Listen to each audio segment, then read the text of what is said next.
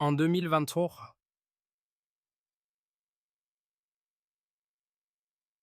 le Burkina Faso a rompu avec un réflexe ancien et coûteux. Sous l'impulsion d'Ibrahim Traoré, un pays longtemps dépendant des importations d'armes a lancé une production militaire locale, transformant une vulnérabilité stratégique en pari industriel aux conséquences continentales. Mais qu'est-ce que ce basculement change réellement pour l'Afrique? Et jusqu'où Ibrahim Traoré peut-il pousser cette rupture sans provoquer un retour de flamme politique, économique ou sécuritaire? Si l'expérience réussit, l'équilibre régional pourrait être redessiné. Cette analyse explique ce que ce choix industriel signifie réellement, au-delà des discours et des symboles politiques. Le lecteur gagne une compréhension claire des risques, leviers et conséquences concrètes. L'enjeu dépasse la fabrication d'armes. Il touche à la souveraineté économique, à la crédibilité de l'État et à la capacité d'un pays sahélien à modifier des rapports de dépendance installés depuis des décennies. En investissant dans une industrie de défense locale, le Burkina Faso engage des ressources financières, humaines et institutionnelles considérables, avec l'espoir de réduire ses vulnérabilités structurelles. Mais ce mouvement expose aussi le pays à des contraintes nouvelles, exigences de qualité, pression diplomatique, attentes sociales accrues et nécessité de résultats rapides. Derrière les chiffres et les annonces, une question demeure. Ce modèle peut-il tenir dans la durée sans fragiliser d'autres priorités nationales? Chaque succès renforce la légitimité du projet, tandis que chaque échec potentiel nourrit les critiques internes et externes. Ce texte s'attache donc à mesurer ce qui est réellement en jeu, un simple ajustement stratégique ou un changement profond de trajectoire pour le Burkina Faso et, par ricochet, pour une partie de l'Afrique. Entre 2022 et 2024, les importations militaires du Burkina Faso ont chuté de 73%, tandis que plus de 12 000 emplois directs ont été créés dans l'industrie locale de défense. Ces deux chiffres, rarement mis en regard, constituent la première clé de lecture du tournant engagé sous Ibrahim Traoré. Ils signalent moins une prouesse technique qu'un basculement stratégique assumé, fondé sur la réduction d'une dépendance structurelle jugée coûteuse et risquée. Avant 2023, le Burkina Faso importait presque l'intégralité de ses équipements militaires. Chaque commande impliquait des délais, des surcoûts et une exposition directe aux aléas diplomatiques. Les retards de livraison affectaient les capacités opérationnelles, tandis que les sorties de devises pesaient durablement sur l'économie nationale. Cette situation a progressivement été perçue comme une vulnérabilité majeure, à la fois sécuritaire et politique. Sous la direction d'Ibrahim Traoré, la réponse ne s'est pas limitée à un ajustement budgétaire. Le pouvoir a opté pour une reconfiguration du modèle, créer des zones industrielles de défense, former une main-d'œuvre locale et adapter des technologies existantes aux contraintes du terrain sahélien. Des ateliers spécialisés ont vu le jour, produisant munitions, drones, fusils et véhicules blindés, en volume encore modeste mais régulier. La logique n'était pas l'autosuffisance immédiate, mais la montée en compétences progressive. Ce contexte explique pourquoi les chiffres initiaux ont eu un impact politique disproportionné. La baisse des importations a libéré des ressources financières réinvestis localement, tandis que les emplois industriels ont renforcé l'acceptabilité sociale du projet. Toutefois, cette dynamique reste fragile. Les standards internationaux de qualité, la sécurisation des sites et la continuité des investissements constituent des défis permanents. On comprend alors une chose essentielle. La production locale fonctionne, mais elle n'est pas encore une garantie. Elle ouvre une trajectoire nouvelle sans en verrouiller l'issue. Dans les ateliers récemment installés, le changement se lit d'abord à hauteur d'hommes. Ingénieurs, techniciens et ouvriers qualifiés sont devenus les médiateurs concrets d'une stratégie souvent décrite en termes abstraits. Beaucoup ont été formés à l'étranger ou dans des centres techniques locaux, puis chargés d'adapter des procédés industriels aux contraintes du terrain burkinabé. Leur rôle ne se limite pas à produire. Ils traduisent une ambition politique en gestes quotidiens mesurables. Un premier cas illustre cet impact précoce. Dans une zone industrielle dédiée, une équipe spécialisée dans la fabrication de munitions a dû aligner ses procédures sur des normes internationales nationales strictes. Les débuts ont été marqués par des taux de rejet élevés et des ajustements constants. En quelques mois, la stabilisation des processus a permis une production régulière, suffisante pour réduire certaines commandes à l'étranger. Ce résultat, modeste en volume, a servi de preuve interne que le modèle pouvait fonctionner. Un second cas concerne la maintenance et la logistique. Des unités auparavant dépendantes de pièces importées ont commencé à s'approvisionner localement, réduisant les délais d'immobilisation du matériel.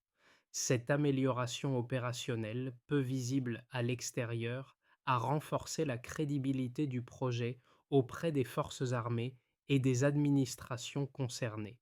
Ces impacts précoces ont également une dimension sociale. Les emplois créés offrent des trajectoires professionnelles stables, tandis que les compétences acquises se diffusent vers d'autres secteurs industriels. Toutefois, cette phase reste fragile. La pression pour produire vite ne doit pas compromettre la qualité, et la sécurisation des sites demeure un enjeu constant.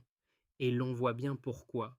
Sans effet rapide, la stratégie perd sa légitimité. Le déclenchement intervient au début de 2023, lorsque le pouvoir burkinabé acte officiellement la fin d'une dépendance jugée intenable. Un décret fondateur lance la création de zones industrielles de défense avec un objectif clair: produire localement des équipements militaires essentiels. Sous l'impulsion d'Ibrahim Traoré, cette décision marque une rupture nette avec des décennies d'achats extérieurs, souvent conditionnés par des contraintes diplomatiques et des délais imprévisibles. Le signal est politique avant d'être industriel. La phase de montée en puissance commence presque immédiatement. Les premiers sites sont équipés de presses hydrauliques, de lignes d'assemblage et de systèmes de contrôle qualité adaptés. Les volumes restent limités, mais la cadence est régulière. Des munitions, des fusils, des drones et des véhicules blindés sortent progressivement des ateliers. Les équipes techniques apprennent en produisant, ajustant les procédés, réduisant les défauts, stabilisant les chaînes. Cette période est marquée par une tension constante entre vitesse et fiabilité, chaque erreur pouvant fragiliser la crédibilité du projet. Parallèlement, les effets économiques apparaissent. Les importations d'armements diminuent rapidement, libérant des ressources financières réorientées vers l'investissement local. Les recrutements s'accélèrent, dépassant le cercle strict de la production pour toucher la logistique, la maintenance et les services associés. La création d'emplois devient un argument central pour défendre la stratégie face aux critiques internes, qui redoutent une militarisation excessive de l'économie. Le point culminant survient lorsque les premiers indicateurs consolidés sont rendus publics. La baisse marquée des importations et l'augmentation de la productivité industrielle confirment que la trajectoire engagée n'est pas symbolique. Pour Ibrahim Traoré, ces résultats servent de levier politique. Ils justifient la poursuite des investissements et renforcent la position du gouvernement dans un contexte régional instable. Le projet cesse d'être une promesse pour devenir un fait mesurable. Les répercussions ne se limitent toutefois pas aux succès affichés. Cette accélération attire l'attention d'acteurs extérieurs, inquiets des implications géopolitiques d'une industrie d'armement émergente au Sahel. Des pressions diplomatiques apparaissent tandis que les exigences de transparence et de contrôle se renforcent. À l'intérieur du pays, la montée en puissance du secteur de défense suscite des attentes accrues. Amélioration rapide de la sécurité, retombées économiques visibles, maintien de standards élevés. La ligne des événements révèle ainsi une dynamique en trois temps: une décision de rupture, une exécution rapide et des effets qui dépassent le cadre initial. Chaque étape a consolidé la précédente tout en ouvrant de nouvelles zones de fragilité. Le projet avance, mais il crée son propre rythme d'obligation. À ce stade, l'élan est réel et le retour en arrière politiquement coûteux. Avant 2023, le Burkina Faso importait presque tout. Après le lancement industriel, la trajectoire s'inverse nettement. Cette bascule mesurable structure l'argumentaire porté par Ibrahim Traoré et sert de test de réalité pour un projet souvent jugé politique avant d'être économique. Trois indicateurs suffisent à éclairer l'ampleur du changement, à condition de les lire avec méthode et prudence. D'abord, la réduction des importations militaires, qui ont reculé de 73% entre 2022 et 2024, a libéré des ressources financières et réduit l'exposition aux aléas diplomatiques. Ce chiffre traduit un déplacement rapide des achats vers la production nationale, mais aussi un effet mécanique: moins de sorties de devises, davantage de marge pour financer des capacités locales. Il ne signifie pas une autosuffisance totale, mais une substitution progressive sur des segments jugés prioritaires. La baisse est suffisamment marquée pour modifier les équilibres budgétaires et pour rendre visible à court terme un choix stratégique longtemps théorique. Ensuite, l'emploi industriel, avec plus de 12 000 postes directs créés dans les usines et activités connexes, stabilise des revenus locaux et diffuse des compétences techniques durables. Au-delà du volume, la nature des emplois compte. Il s'agit majoritairement de postes qualifiés ou semi-qualifiés, liés à la fabrication, à la maintenance et au contrôle qualité. Leur effet dépasse le secteur de la défense. Formation continue, mobilité professionnelle et ancrage territorial renforcent le tissu productif. Cette dynamique sociale explique en partie l'acceptation du projet par des segments de la population initialement sceptiques.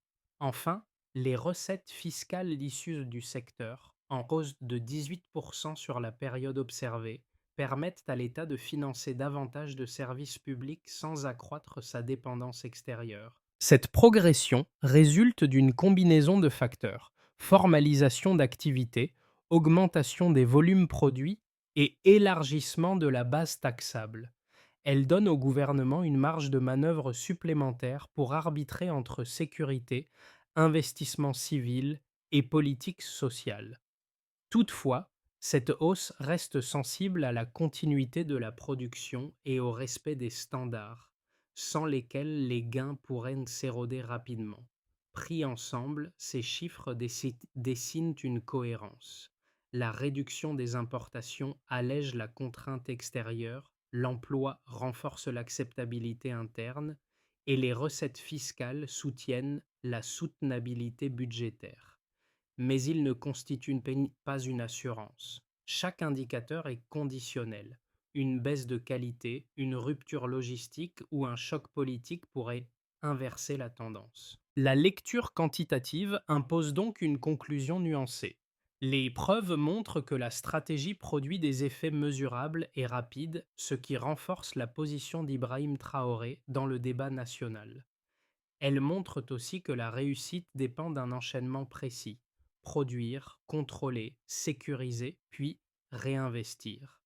Les chiffres valident une trajectoire, pas un aboutissement. Les critiques du programme de production militaire locale reposent sur deux arguments solides qui méritent d'être pris au sérieux. Le premier concerne la sécurité. Développer une industrie d'armement dans une région marquée par l'instabilité expose à des risques accrus de détournement, de prolifération et de ciblage des sites de production. Selon cette lecture, multiplier les ateliers et les flux logistiques pourrait créer de nouvelles vulnérabilités, au lieu de renforcer la stabilité. Dans un environnement sahélien sous tension, chaque maillon supplémentaire serait un point de fragilité potentielle.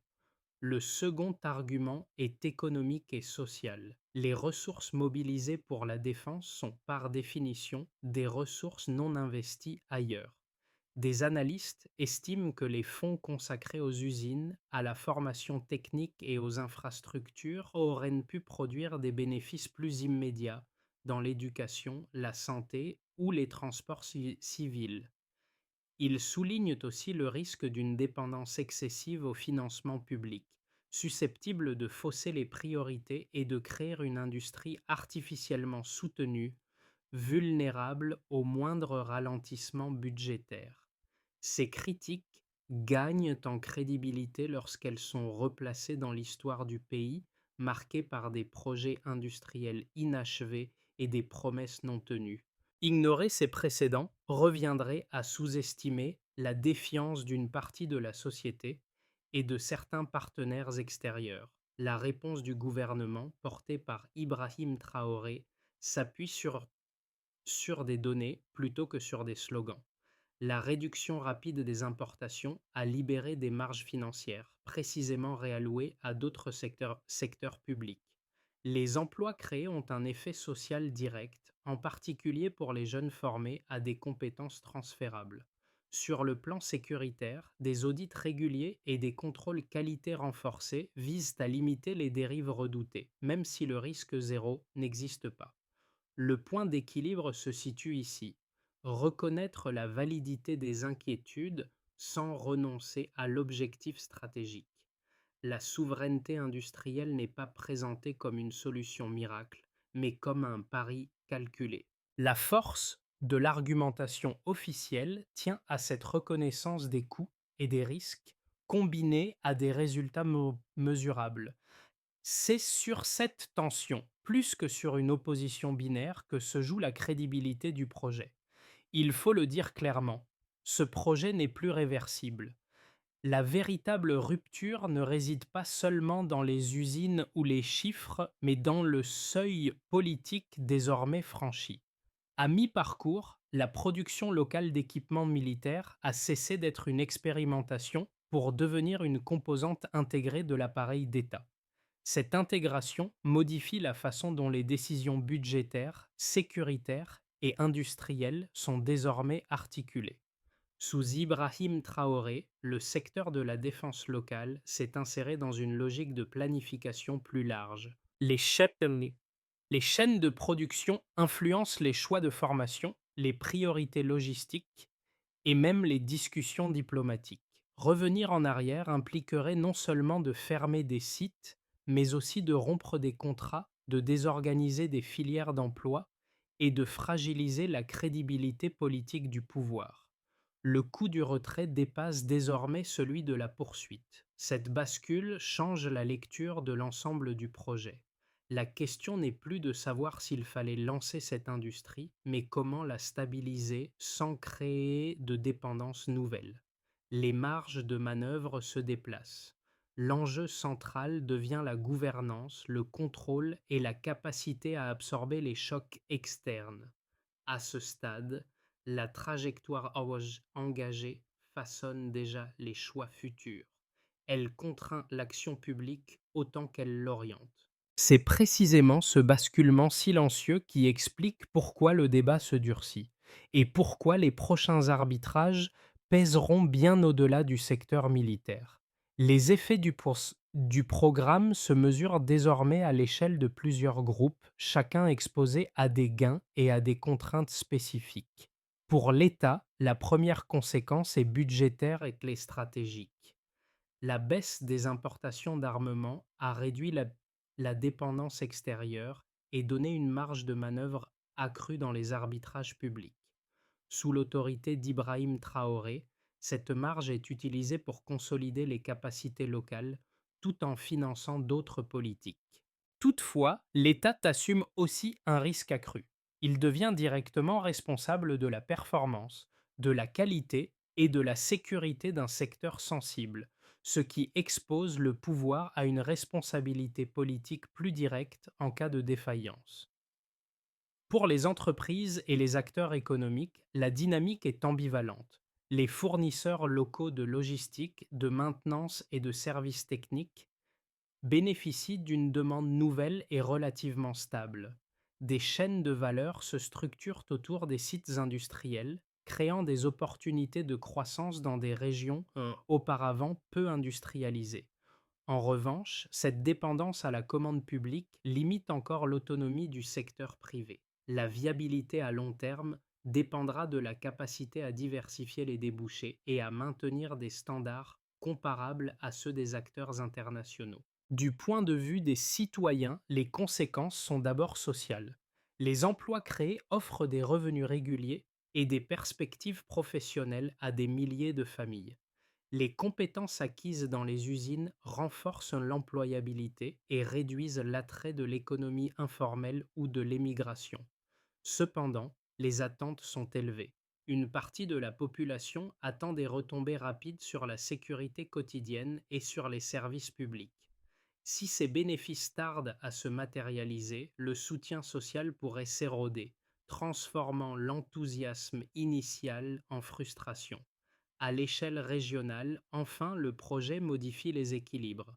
La capacité du Burkina Faso à produire localement renforce son autonomie face aux pressions extérieures et lui confère un rôle plus affirmé dans les discussions sécuritaires. Des partenariats techniques émergent avec d'autres pays africains intéressés par une coopération industrielle plutôt que par une dépendance partagée aux fournisseurs lointains.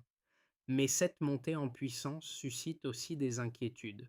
La prolifération potentielle d'armements et la concurrence régionale obligent à renforcer les mécanismes de contrôle et de transparence. Ces conséquences croisées montrent que le programme n'est ni un succès isolé, ni un risque abstrait. Il redistribue les responsabilités entre l'État, l'économie, la société et la région. En plaçant le Burkina Faso sur cette trajectoire, Ibrahim Traoré a engagé le pays dans un équilibre délicat. Maximiser les bénéfices sans perdre le contrôle des effets secondaires.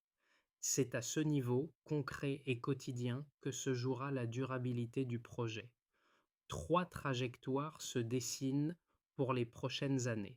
La première, la plus probable à court terme, prolonge la trajectoire actuelle sans accélération majeure.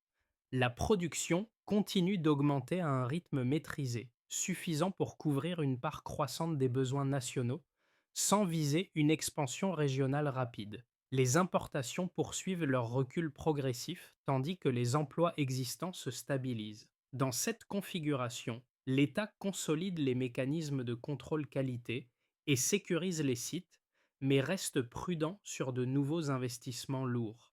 La souveraineté industrielle progresse sans bouleverser l'équilibre budgétaire ni susciter de tensions diplomatiques supplémentaires. Ce scénario suppose une gestion rigoureuse et une continuité politique avec des gains visibles mais mesurés. La deuxième trajectoire est plus optimiste. Elle repose sur une montée en puissance plus rapide et mieux coordonnée. Les chaînes de production atteignent une maturité suffisante pour répondre non seulement à la demande interne, mais aussi à des besoins régionaux ciblés, sous forme de coopération technique ou de contrats limités. Les taux de rejet diminuent, la productivité progresse et les recettes fiscales augmentent de façon durable. Dans ce contexte, le Burkina Faso renforce sa position comme acteur industriel crédible au Sahel, tout en diversifiant les compétences vers des usages civils connexes. Pour Ibrahim Traoré, cette trajectoire consolide la légitimité politique du projet et ouvre la voie à des partenariats plus équilibrés. Elle exige toutefois une gouvernance exemplaire et une transparence accrue pour éviter les soupçons de dérive. La troisième trajectoire est plus pessimiste. Elle envisage un ralentissement marqué, des pressions externes, des contraintes budgétaires ou des difficultés techniques freinent la production. Les investissements y sont différés, certains sites fonctionnent en sous-capacité et les critiques internes gagnent en visibilité. La dépendance aux importations pourrait partiellement réapparaître, affaiblissant le récit de souveraineté industrielle. Dans ce cas, le coût politique serait élevé, car les attentes sociales et économiques ont déjà été formulées. Le projet ne disparaîtrait pas, mais il perdrait son statut de levier stratégique central. Ces trois trajectoires dessinent un éventail de possibles sans attribuer de probabilité précise. La clé de lecture tient dans un principe simple. Si la qualité, la sécurité et la gouvernance suivent, la trajectoire se consolide. Si l'un de ces éléments faiblit, les fragilités s'amplifient. Le choix stratégique consiste donc moins à accélérer qu'à stabiliser intelligemment. Au-delà des institutions et des chiffres, le programme de production locale d'armement modifie des réalités plus proches, souvent invisibles dans les débats stratégiques. Pour une première catégorie de citoyens, notamment les jeunes actifs ou en formation technique, il ouvre des perspectives concrètes. Les compétences acquises dans les ateliers industriels ne sont pas limitées au secteur militaire. Elles concernent la mécanique, l'électronique, la logistique et le contrôle qualité, autant de savoir-faire transférables vers d'autres branches productives. Cette dynamique réduit l'incertitude professionnelle et offre une alternative à l'économie informelle ou à l'exil économique. Pour une seconde catégorie, composée de ménages dépendants des services publics, l'impact est plus indirect mais tout aussi réel. La hausse des recettes fiscales et la réduction des sorties de devises créent un espace budgétaire supplémentaire. Si cet espace est bien géré, il peut se traduire par des investissements plus stables dans l'éducation, la santé ou les infrastructures locales. L'effet n'est ni immédiat ni automatique, mais il introduit d'une possibilité nouvelle. Financer des priorités civiles sans accroître la dépendance à l'aide extérieure.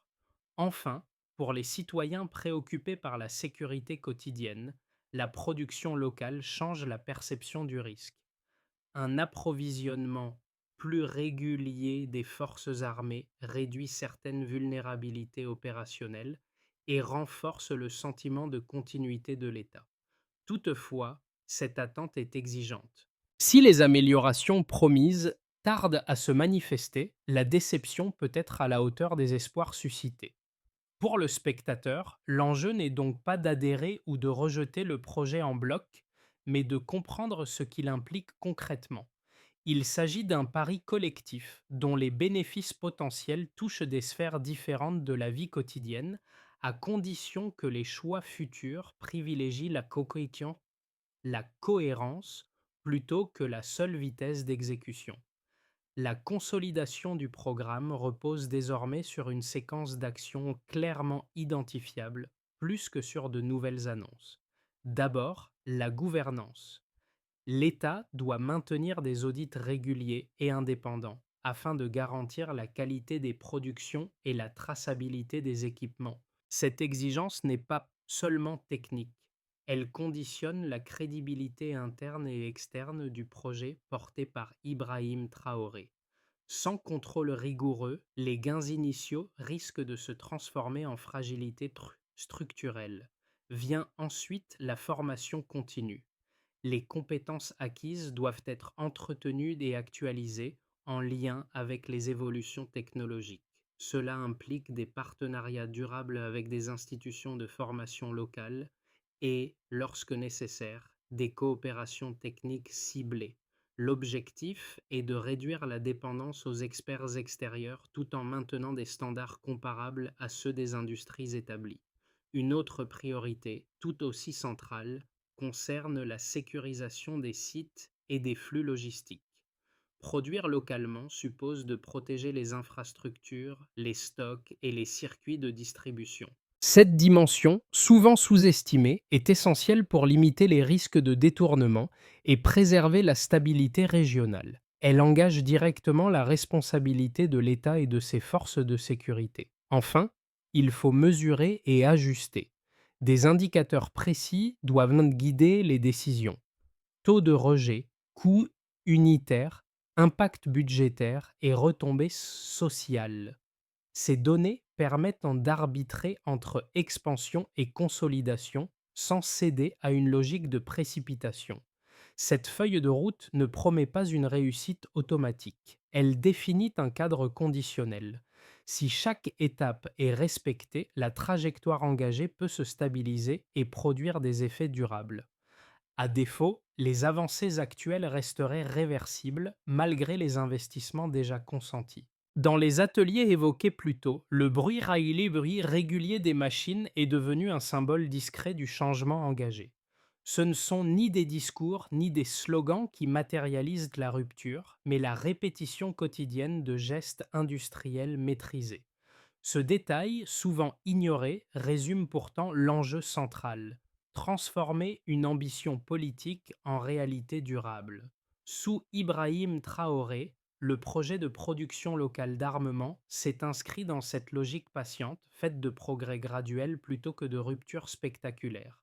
Le parcours décrit tout au long de cette analyse montre une cohérence fragile. Chaque étape, de la réduction des importations à la création d'emplois, a renforcé la suivante. Mais cette cohérence reste conditionnelle. Elle dépend de choix constants, parfois coûteux, qui exigent discipline et continuité. La souveraineté industrielle n'est pas un état atteint d'une fois pour toutes. Elle se construit et se défend dans le temps. Le rappel essentiel tient dans ce contraste. Ce projet incarne à la fois l'espoir d'une autonomie renforcée et la conscience aiguë des limites. Il ne promet pas une indépendance totale, mais une capacité accrue à décider et à agir. Dans un contexte régional incertain, cette capacité devient un marqueur de crédibilité. La phrase clé pourrait se résumer ainsi: la souveraineté se fabrique, elle ne se proclame pas. C'est sur cette idée, plus que sur les chiffres, que repose la portée symbolique et politique du tournant engagé. Ce parcours n'invite pas à une conclusion définitive, mais à une réflexion plus large sur la notion de souveraineté. L'expérience du Burkina Faso montre que l'autonomie ne se limite pas aux déclarations politiques. Elle se construit par des choix concrets, mesurables et parfois risqués. Produire localement, former des compétences, accepter des coûts initiaux élevés, et ces décisions dessinent une trajectoire qui dépasse le seul secteur de la défense. Pour le public, l'enjeu est aussi symbolique. Il pose une question transversale. Jusqu'où un État peut-il transformer ses dépendances sans créer de nouvelles vulnérabilités? Cette interrogation ne concerne pas uniquement l'armement. Elle résonne avec d'autres domaines stratégiques comme l'énergie, l'agriculture ou les technologies industrielles, où les mêmes arbitrages se présentent sous des formes différentes. L'invitation est donc ouverte. Observer ce cas, c'est réfléchir à ses propres critères de réussite, à la place du long terme dans les décisions publiques et au rôle des citoyens dans l'évaluation de ces choix. La souveraineté n'est pas un slogan figé. Elle est un processus qui appelle débat, vigilance et engagement intellectuel continu.